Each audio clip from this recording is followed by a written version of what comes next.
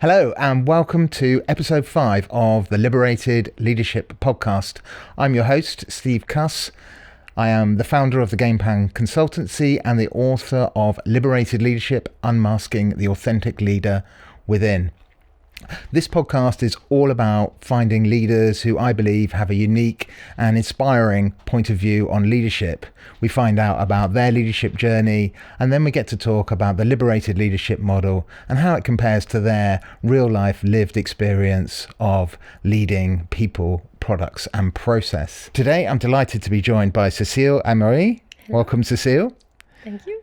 So despite my background in video games, this is actually the first episode where I've spoken to someone with experience in the video games industry. Nice. Yeah. So I've been really looking forward to this conversation. We've been trying to get this arranged for a while now, haven't we? And we're finally here doing it. So that's great.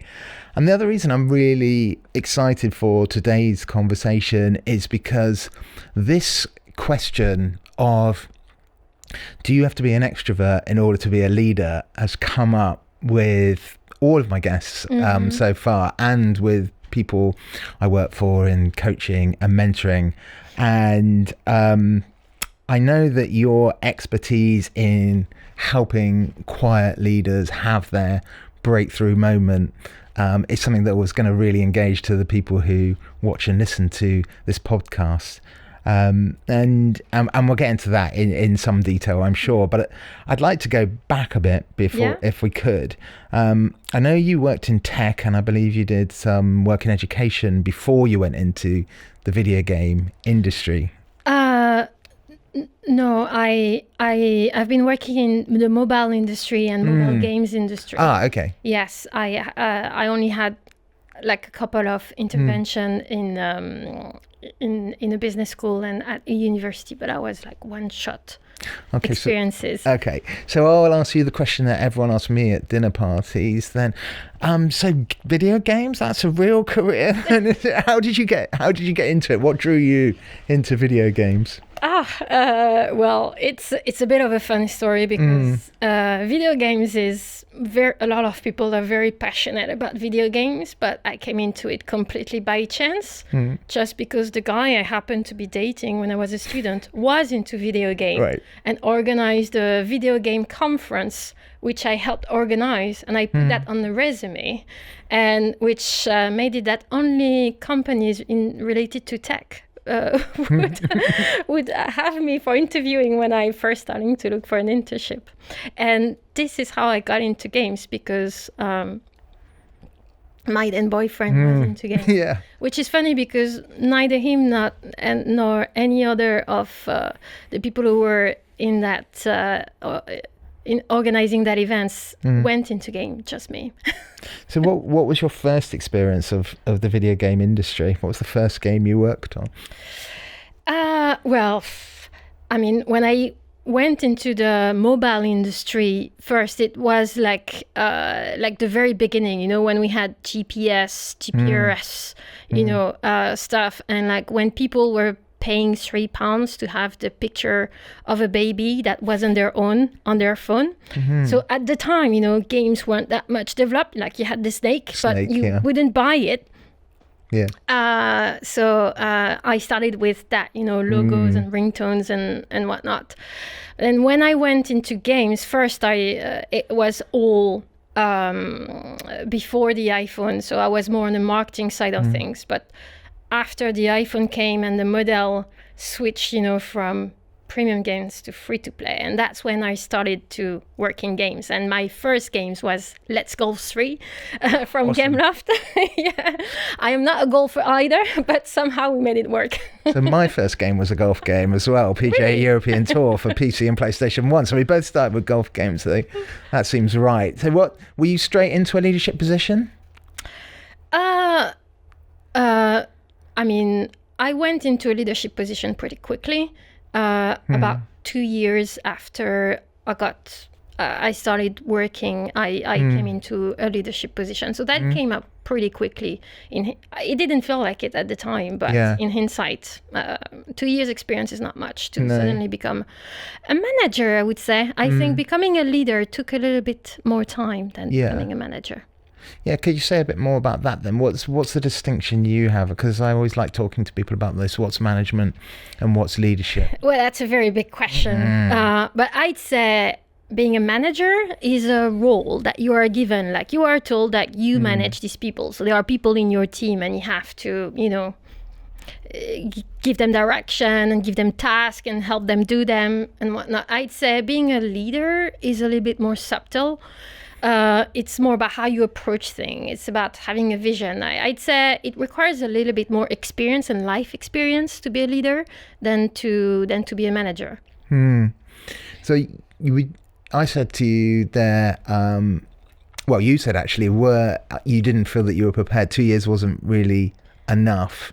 Do you think there is like a perfect preparation? Do you think going into leadership's a bit like deciding to start a family? There's never a right time, or is there some preparation that you think that people should have before they go into a leadership position? I think everybody has their own journey, and I think the journey of becoming a leader is very linked to the journey of becoming yourself, and a lot of what's happened in your life come into that, not just your work experience.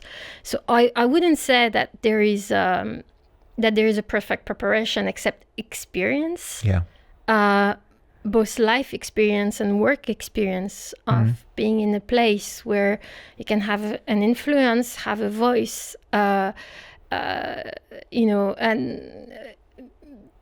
have a view a little bit wider than your world is what would be preparation, but that's quite large. But I wouldn't say that there's one specific path. Interesting. So despite your lack of preparation then, or feeling prepared, maybe you were prepared and you didn't know it, or you didn't feel prepared for sure. Do you have a good experience as in your first leadership role in the games industry? My first management experience, I loved it. I really loved my team. I would call them mes petits. Okay. It's like my little ones. Yeah, okay. In French. And we had a great relationship, but they were all my age. And some of them were guys who were all much taller than me, and some were older than me. So, that was...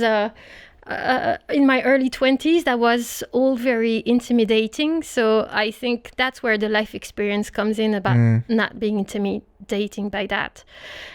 So I think it went well. But was I the best manager? Was I the best leader? Looking back, I don't think so. It can go well and not be extraordinary either. When you moved into that role, had you been had like a peer relationship with the team before you became the leader? No, I built the team. Okay. I hired them. Yeah, I do think, I'm wondering what your point of view is. I think that's easier in some ways. I found it when I first went into, it was on PJ European Tour actually, I moved into, after only a few months given, into that leadership role, and I found it quite difficult to change from this situation where I had that like friendly peer relationship, and then suddenly I'm their manager and their leader, and that relationship has to change, or at least have to find those boundaries between that. And that, I think I realised one day, I think I have to stop going to the pub with these people. I can't, because we're just talking about work all the time, and I can't take that off. And that's one of the challenges of being a manager, especially when you're young, that you're not prepared for. Like, you'll probably prepare yourself for the responsibility and, all that kind of stuff. But the social aspect of it is not easy to live with, because you have a power in some way. You do. You know their salary, you run their performance reviews, and so that creates a difference in the relationship. And maybe you don't want to see it, but that definitely do. in some ways. And so that creates a gap that's often not acknowledged when you step into these positions for the first time. That there is a difference, and it does impact the relationships, and it does impact your well-being and how you get along with everybody else as well. I didn't become a manager of my peer. I built the team, but of people my own age, and they were all friends, and I was the boss, you know. That wasn't easy. So you still faced that issue then? Yes. Because you have to make room for them so that they can talk about you a little bit without you being present, right? Yeah. And that's normal, people should be able to do that. But that makes you feel a little bit lonely. Yeah, it is. It is lonely at the top. I think that remains true. I mean, you start learning. Was it the top? I don't know. Well, the top of that team, at least, So if you could magically go back in a time machine and give yourself advice going into that role, what would you say? I mean, I don't think there is one advice would be enough. I think, and I think there's a whole journey that I needed to go through, and I went through it, and that isn't something that could have happened instantaneously, like magically. Like it's one of the concepts that I work with, like the concept of the good student, the concept of the good girl. My specific style, I suppose, like was to be good at school, like the good girl, I behave, I have good grades, teachers love me, and like I'm the good one, right? Yep. Everything works out. And then you arrive in your job, and you apply the same methods, to your work life. And so my boss liked me, my colleagues liked me, like everything worked out.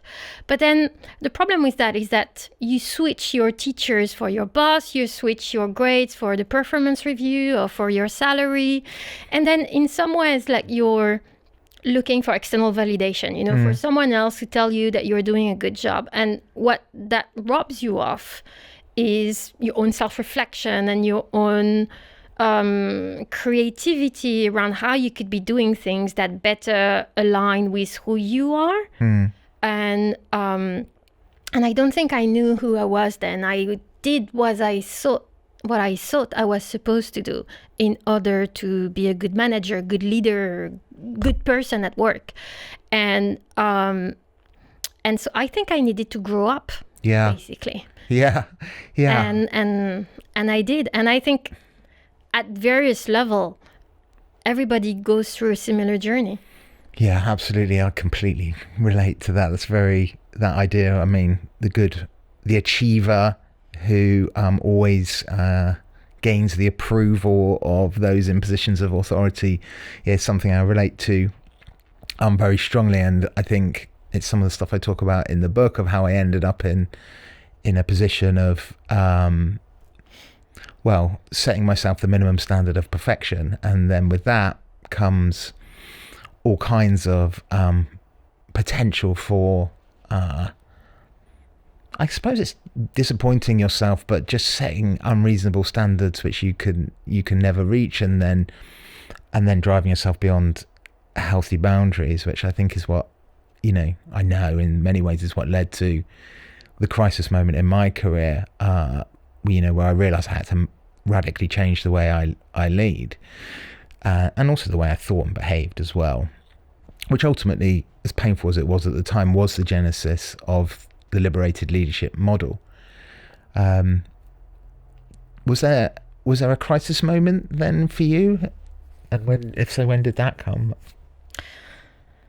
I think there were many crisis moments, but they each taught me something different. I mean, sometimes the same message comes over and over again, but you can only get what you're ready to get at the time.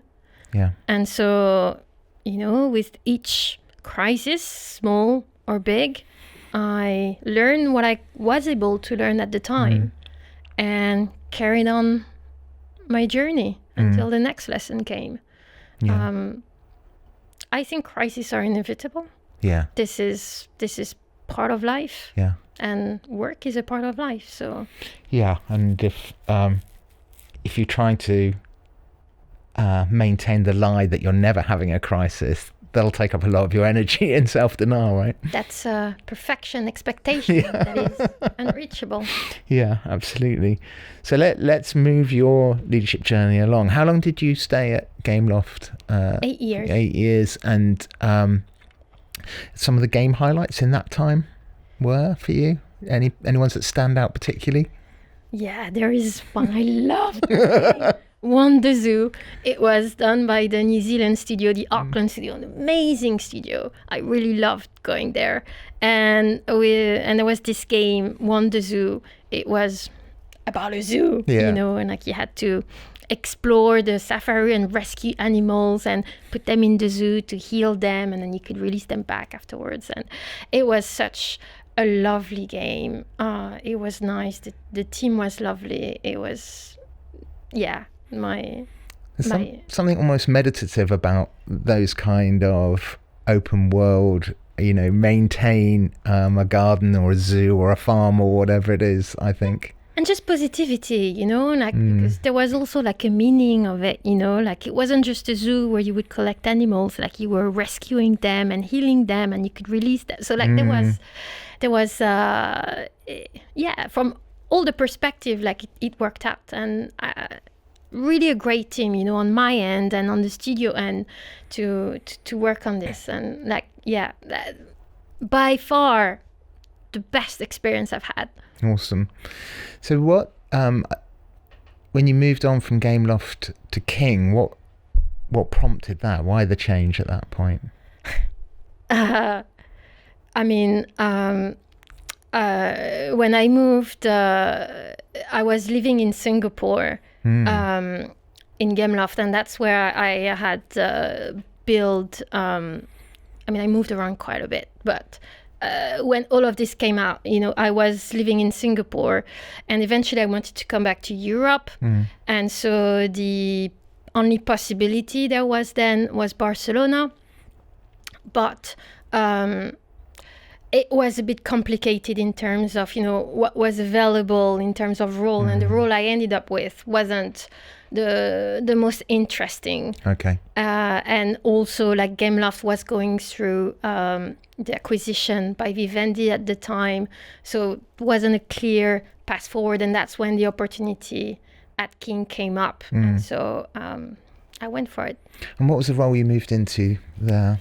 It was called Studio Promotions Director, which basically was CRM for the London studio, so the farm games and also the new games that were being created in the London studio. And culturally, how was King different to Gameloft? Very different approaches to leadership. I'd say night and day. Yeah. Although, interestingly, the team that I was hired into at King was very French. So, and you know, Gameloft is French. So that wasn't as much of a difference from a cultural style. But my leadership was mostly in Spain, and I was in the London studio, and so obviously the London studio wasn't very French. And was there anything there that was like a clash where you felt like you had to change your leadership style to adapt to that particular corporate culture? I think the biggest change was, and that's eventually one of the reasons why I ended up changing career in the end, was in my role at Gameloft, I felt that, I mean, the latest role I had as a business performance director was that I was a bit of a bridge between the marketing team and the studios, you know, and trying to make things work together. And it was much more divided than than what was at King. So there was a lot of helping people around, smoothing things around, that were there, and that wasn't that didn't work the same way at King. And so basically at King, what I had to do was basically my job, whereas at Gameloft there was another layer to it, which was around helping things smooth around, listening to people a lot, and and helping them navigate some of the struggles that they were going to, and that part wasn't as much there in my role at King, and later I realized that I was missing that part. Yeah. You had a calling was itching somewhere, even at that stage. At that, I didn't know what it was. Honestly, I had no clue. It's much later, reflecting, that I realized that was the part that was missing: the listening, the interactions. I have this theory that we're all like accidentally training ourselves for our next role without knowing it. I had this idea for a long time that. Because I started off as a programmer on a video game team, and I tried to combine that with leadership roles for a long time, and I always had this idea, I'm going to get back to making the game, just sort this bit of people leadership thing out, and then I'm going to get back to making the game. And then at some point, eventually, it dawned on me, wait a minute, that's never happening. This is actually your role, your experience. You keep coming back on doing this. Yeah. This is your role. This is the best thing for you to be doing. What I like to say as well is that my role was slightly different at Gameloft and at King as well, because at Gameloft I worked directly on the game, whereas at King I worked around the game, and I think at Gameloft my job was to understand what made players tick, you know, and help the game teams to provide features and whatnot to so that the game would fit that. And today, with a completely different set of data and completely different objectives, that's what I'm doing still today, you know. Right. Understand what make my clients tick, you know, and help them move forward towards their goal. Yeah, so. It's all behavioural science, really, isn't it? At the heart of it. It's entirely different, but also oddly similar. Yeah.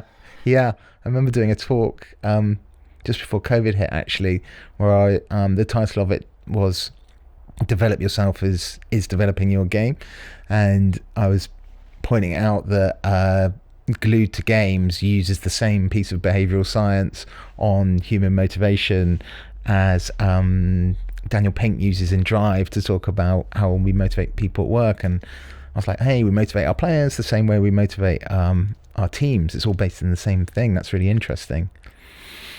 Now, at King, I think you were telling me you had quite a formative experience that led to almost the genesis of your quiet leadership approach when you were invited to a conference, I believe. Is that right? I mean,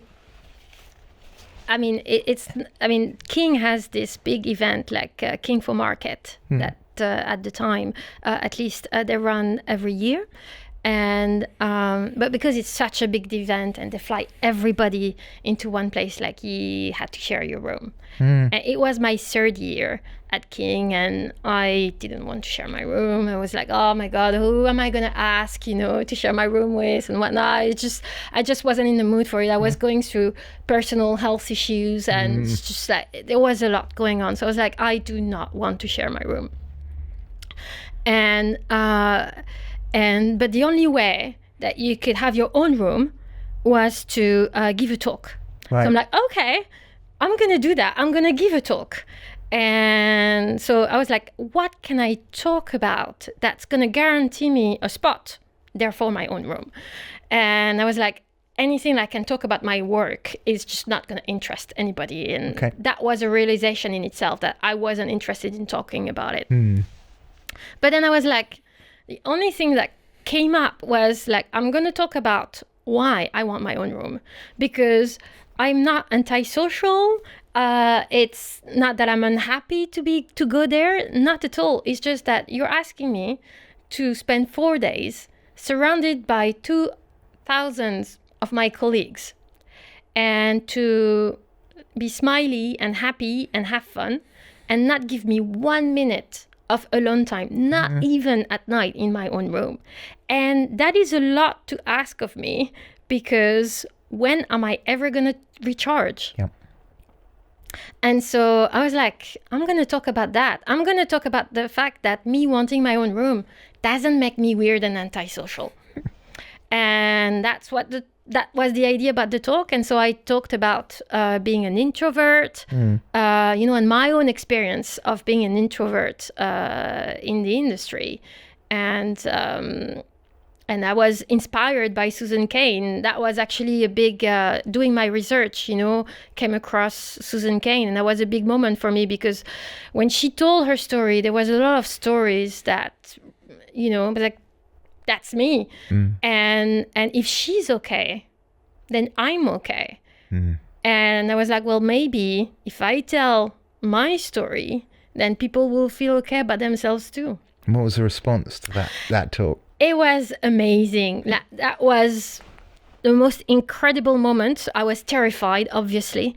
And but the funny thing is that the whole idea was I wanted some time alone. And after I gave that talk, like, people were talking to me all the time, like in the corridor, in the bathroom, and on the dance floor, Hey, I saw your talk, I loved it. So it had a reverse effect. So success, but also achieved the exact opposite of what you wanted. Yeah. But it was very gratifying. Yeah.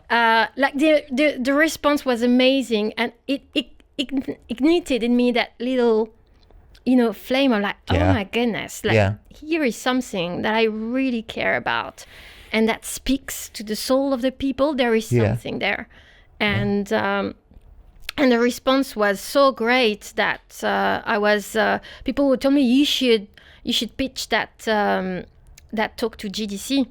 And I was invited to speak at GDC afterwards. So that was a big thing for me. Absolutely.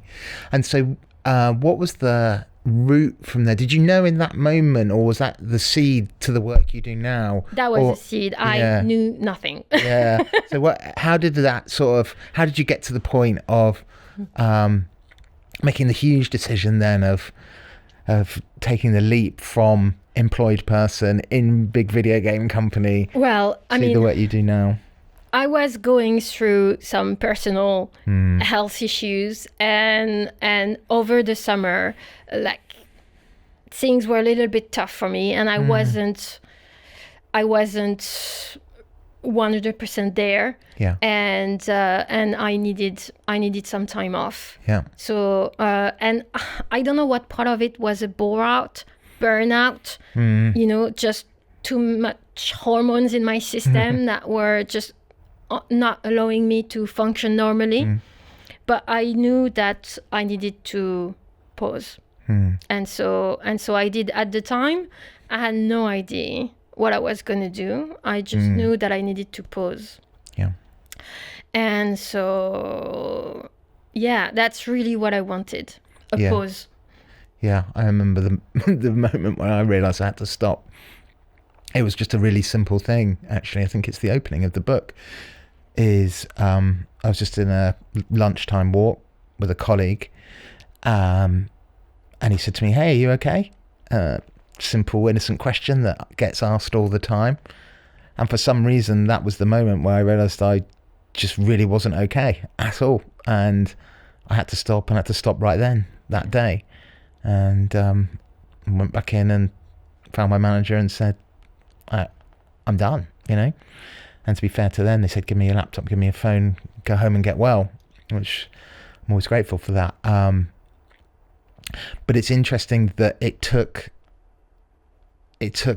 complete burnout to stop. It was like, I've spoken to other people who've been in the same position. It seems quite hard to notice in the moment that you're driving your car towards a wall, so to speak. You don't know what you don't know until you know it. Yeah. I describe that moment because it also came in a moment to me, like a split-second decision that took years to make. Love that. Because like it had been building up, but I wasn't ready to put the pieces together. But once I did, it was unavoidable. I couldn't not see it anymore. Yeah. Suddenly it's completely clear. And once it's clear, well, it's easy to spring into action. And to make the decisions you have to make. Yeah. And all of the things that scared you before, well, they're not as scary because you can't stay where you are. Yeah. You have to move forward. Once you know, I mean, I've moved countries a few times, you know, and it was interesting as well as how I can simulate that to, you know, when I knew it was time to move countries, like to move, it's a similar decision. Like once you know that this isn't what you're meant to stay, what else is there to do than move? Yeah, respond to it. Absolutely. And so your company now, Walayance, can you describe how you work now and the basis of how you engage and help people? Yeah, so it's career and leadership coaching. I work with private clients and with companies and with various partners. So I mostly provide one-on-one coaching, but also group coaching and some workshops on various topics around quiet leadership, around human-centered leadership, around emotional intelligence, and all that kind of stuff. So what I mean by quiet leadership, because often when I say quiet leadership, people hear introversion. And I don't like to put that label on, because a lot of people who come to me, they don't necessarily feel like they're introverted, but they can recognize themselves in the quiet leadership because there are many different aspects to it. One aspect that I describe is that this good girl, good student approach, you know, where basically like you just do the job and you keep the head down, you do the job, and you kind of hope that the good job will speak for itself and then you'll get to where you want to go. And that works for a time until you reach higher layers of leadership, and that doesn't work anymore. Something else is needed, and you need to step into a different version of yourself to meet that challenge. Another aspect is what I call the selfless carer, where you care a lot about your team, you care a lot about the people, and like it's all about others. And it's never about you, but then you forget to advocate for yourself, to ask for what you want. And that can have a high cost on your mental health and on your work happiness, because you don't necessarily get the things that you want because you never asked for them. There's also the sensitivity, you know, the emotional sponge. You know, a lot of people come to me because they struggle to manage their own emotions, and therefore they feel that they don't show up in important conversations in a way that serves them, and also, you know, like empathetic people, you know, they can absorb emotions from what's around them and have difficulties to sort like what's coming from them, what's coming from others, and you know, and how to show up as themselves and sort things out. And also that conflict between wanting meaning in your work, but also wanting material security.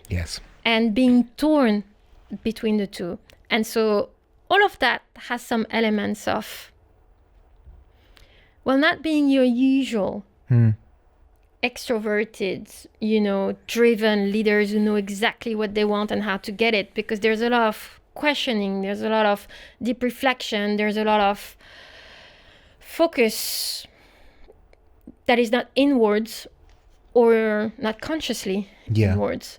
And so that's all of that I mean by quiet leadership. That seems a perfect segue into talking about liberated leadership, if it's okay with you, and working through the pillars. I'm now really fascinated to see actually how this lands with you. And the obvious place to start seems to me to be in authenticity. So of the 7 pillars, I say the core of liberated leadership is to be yourself. Recognizing, of course, that is quite a tricky piece of advice, because what does it mean to be authentic? If we're committed to growth and development, we're trying to be authentic to the self you are today or the self you aspire to be through growth. Does authenticity mean that I can't play a role? I would say no, it doesn't. I would say editing is fine. Inventing qualities is inauthentic, though, for me. But most of all, it means, for me, letting down that mask of the energy you're putting into trying to be something that you're clearly not. I think that energy is best used in other ways to inspire yourself, inspire other people. So how in the work you do with quiet leaders do you help those people be authentic in a world that's noisy and more adapted to extroverted behavior, at least, if not extroverted people? Well, self-awareness, I would say is my know thyself. Because it's funny, when I think about the word authenticity, like I'm all for authenticity, but I have this little voice in my head that says, if your authentic self is to be a jerk, can you be a jerk? Yeah. Well, no, it doesn't work that way. That's where the editing comes in. And so that's I like to think about it in the way of self-awareness, being aware about what's going on within you, really. Being conscious of what's playing around you. And knowing when you're playing a role, when you're playing into a path that you think you need to play, and maybe you're doing it unconsciously, but where you don't put reflection in it, you don't put conscience in it. And we all have our patterns, that we grew up with them and we replay them without ever being aware that there are patterns. And I think authenticity comes along with being able to know what's going on inside you. Why am I reacting this way? When I'm at my best, when I'm at my worst, and not judging ourselves for it, neither judging others when we're triggered or annoyed by someone else, being able to recognize what it is in whatever was going on there that was triggered inside of us, and work on that part rather than focus on what the trigger was or what the other person did or didn't do. So it's a lot around putting conscience and self-awareness in everything that you do. And that allows you to discover who you really are and to show up as who you want to be. So the noticing, there's a Daniel Goleman quote about, I can't remember the exact wording, but he talks about a lot of our problems are grounded in noticing that we don't notice.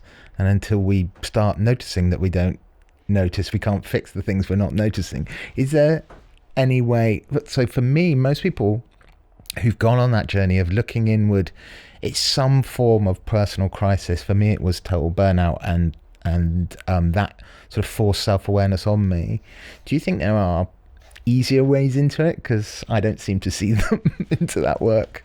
I don't think there is. I mean, it looks different for everybody. Right. But there has to be some sort of crisis of, it's like the hero's journey. There is this, crisis that needs to happen because there needs to be something that makes you notice that the tracks that you're on are not the right tracks for you. Yeah. And if that something doesn't happen, then how are you supposed to know? Because it's easy to be blinded by the comfort, the ease. Even though you may not be happy, you may not be aware of how unhappy you are. And it usually takes something external to knock you off so that you realize that. Yeah. And for some people, it's a burnout. For some people, it's a toxic relationship in the professional life or in the personal life. It can be the death of a loved one. It can be a divorce. It can be an accident, an illness. It can take many different shapes. Yeah. It can be a failure. I think if you've never known it, if you've always known nothing but success, and then suddenly something doesn't go according to plan, and you realise, this isn't the pattern I'm used to. I'm used to, be it the good grades, the validation that we talked about earlier, whatever it is, something comes and says... Yeah, it knocks you off the path that you're on and forces you to question, which path do I want to be on? Which me is the real me? And my experience is that once that box is open, there's no putting that lid back on, right? No. Yeah. I always think in one of the other pillars of liberated leadership, then presence, being present to the moment, goes hand in hand with that. Yeah. And in a world full of external stimuli and distraction, how do you help people bring their attention to the present moment? Well, a couple of things. There are some physical things you can do, like breathing exercises or meditation, or, there's lots of different things depending on what resonates with you that you can do to bring your body in the present moment. But there's a spiritual journey as well to go through. I'd say there's a want. Like, you need to want to access something different, to be able to be in the present moment, to want to live those moments. Yeah. And that comes through the unmasking of what might be happening and what's really going on and what you want to achieve and the life that you want to live and the curiosity. Yeah, absolutely. I was thinking that curiosity is a very underrated quality generally. I feel quite strongly it's something, and I did myself, is put it into the interview process, to interview for curious, to see, do people want to know about people, product and process? Why is that person like that? Why is that product like that? Why are things done that way? Is the beginning of so many great things. And in presence, I think you're saying is curiosity for the self is key. Yeah. I believe curiosity is allows you to remove any agenda that you might have. Because curiosity is exploring what you don't know. And therefore everything is open. Everything is free for the taking, for the exploring. You're not putting boundaries around it. You're making room for others. Yeah. Yeah. And that space, actually holding space for people, I think is increasingly so important, because people just don't get that reflection space or someone to hold a mirror up to them now, do they? That's what most of my clients tell me. There are little moments in their days, apart from the conversations with me, the coaching conversation with me, where they get to think deeply about how they're behaving, what's really going on at work, what is it that they're really doing. We're always in a rush to get things done. I think that thing you're mentioning there as well, of making space for others, is something I talk about, of having a quiet ego, and that I believe that's key for creating belief in yourself and for others to believe in themselves and the vision and mission of whatever the organisation is on or pursuing. Is that something that resonates with you? Yeah, I mean, the ego, obviously the ego needs to be there, because you you need to be part of the conversation, Yeah. right?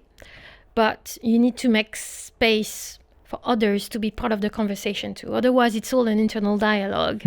Even if you're speaking with others, if you're not listening to them, really, then everything you're going to hear from them is not what they're saying, but your translation in your head of what they're saying. And so there needs to be a real space to hear what the others are really saying, to acknowledge that others are there, that they think differently, they bring different things to the table, and that those have values. Yeah. I think the thing that goes along, once you've opened that up, then is the trust. And I love Brené Brown in her talk about trust. She tells a lovely story about the pebble jar and her daughter and so on, and how in a relationship every trustworthy act adds a pebble to the jar, and each of our relationships has its own jar. But she points to a definition about trust being what's valuable to me is safe with you. What do you think is key for leaders in creating that level of trust for people to open up with them and invest their passion into the endeavor? With their teams. Yeah. Yeah, I think trust and safety cannot be dissociated from one another, because that comes hand in hand. And I think to be able to make others feel safe, you have to feel safe yourself. So I would say the first step is to take care of yourself, like to ground yourself, to be, it's like in the plane, you put the air mask on yourself first before you can help others. And I'd say that's probably the first step that I would say to leaders. You need to make sure that you're in a position where you feel safe, where you trust, so that you can then create that same environment. It's easier to do more of what you are than to fight against something. So that creating space, a safe space for others, is just an extension of what's going on inside of you.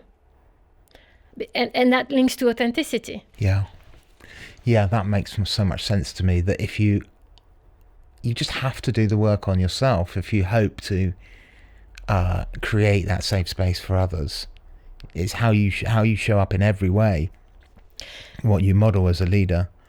The coaching model that I've been trained on, has these 7 levels of, they call it the 7 levels of energy, but you could also call them the 7 levels of awareness, of posture, of leadership. But it kind of describes it in a way of like the different lenses that you can see the world with. And you can see the world with the lenses of being a victim, being powerless, or from anger, from the lens of that there is conflict around us, or from the lens of rationalization, or from the lens of acceptance, or from the lens of creativity and geniuses. And all of that is going to color how you show up, what you say, how you say it, what your body is saying, and what others are going to pick up from you, and what you're going to read into what they're saying and what they're and what they're doing. So you have to question yourself: what lenses do I have on now? And each one of us has to make sure that we have the right lenses for the situation. And that's a very personal responsibility as a leader, isn't it? In choosing how you show up. And I wanted to talk about just one more pair, if I could, before we wrap up today, and that's on feedback. I think one of the things that all people, leaders seem to struggle at some level with how do they provide feedback.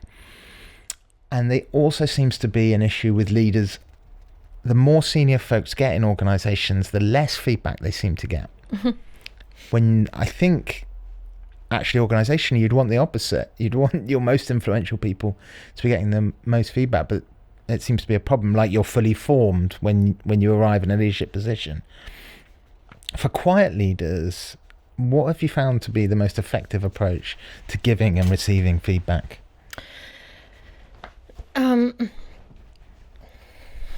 I think feedback shouldn't be like this one in a year event where everything is going to be decided. It's an ongoing, would probably be better for it to be an ongoing conversation about what's going on. And the way we see feedback today is very much, what is it that you did wrong? And we should probably think about feedback about, also what went well. Because if we focus on what went wrong, then that blinds us from everything else. The analogy that I often give is if you're driving your car and you're looking backwards, where are you going? Yeah. You're not going to go forward. I don't want to be in that car. I know that. No, that's going to be dangerous for you and for whoever else is on that road. Yeah. So, and I think that we need to think about feedback as well, about like, where do we want to look? Where are we aiming? And so that feedback contribute to that. So if I'm not getting any feedback, I can't see where I'm going. Is that the core idea? Yes. So also, like, some people think like, yes, but no one is perfect. So I'm going to tell you the list of all of the different little things that you didn't do right because I need to give you some feedback. Yeah, that's not what it is. That's not helpful either. No. And different people have different level of sensitivity. And I wish there was an easy answer to give people, like, this is what you need to do, A, B, C, boom, done. Yeah. It's a little bit more complicated than that. I'd say an ongoing conversation about what works and what could be done differently is probably better. And when something goes wrong, having a bit of a retrospective, reflecting on, where did we go wrong there? And what can we learn? What can we learn from it? What worked for you? What didn't work? So that we get the learnings from it. Fascinating.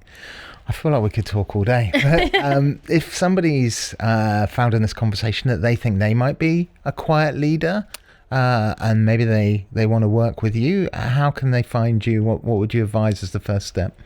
The first thing I would advise is to take my quiz. It's called the Quiet Quiz, and it identifies 4 profiles that you might or might not, affiliate with. So one is the good student, then the selfless carer, the sensitive soul, and the existential wanderer. Right. So if you take the quiz, then it's going to tell you how much your profile resonates with each of these. And so, like, you can find it on my website. I'll put a link in the description for people. Yes, or my LinkedIn page, or on Instagram. Cecile, thank you so much. I feel like this has flown by. I've really loved that conversation. Thank you so much for being here.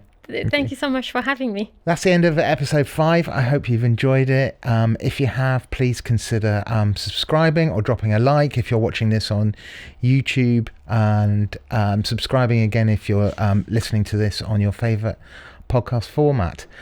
We'll be back soon with episode 6. But for now, from both of us here, thank you very much.